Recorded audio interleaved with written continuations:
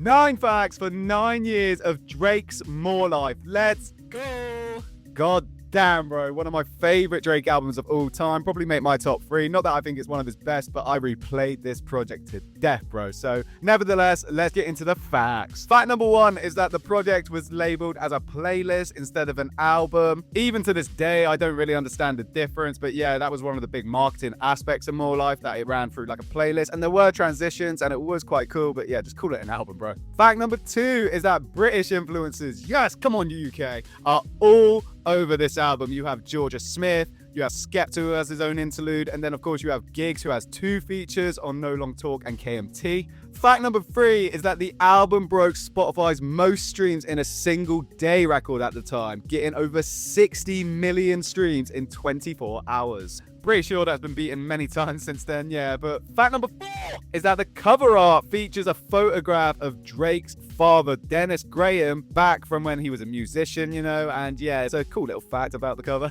You can definitely see the similarities once you get told that, but yeah, moving on to fact number 5 is that unlike most Drake releases, More Life received no music videos for any of the songs. There was like one music video, but it was more so promoting his store that was opening in London, I'm pretty sure, but yeah, I would have loved to have seen a passionfruit music video, but hey, what are we gonna do, bro? And that segues nicely into fact number 6, is that passionfruit actually samples a 2010 Moody Man track called Live at Second Cut Loose's birthday party. Tried so hard to remember that off the top of my head, but yeah, you know that part where it's like, hold on, which kind of does sound like Drake. Yeah, it isn't Drake, and that was a trip when I found that out. Fact number 7 is that Drake premiered the entire playlist on his Apple Music radio show, OVO Sound Radio. Man, this was an exciting time because we still weren't really sure if More Life was coming or not, and then like within the hour or so we got this announcement of the radio show, and yeah, the rest is history. I will never ever forget that first listen to Passionfruit, bro.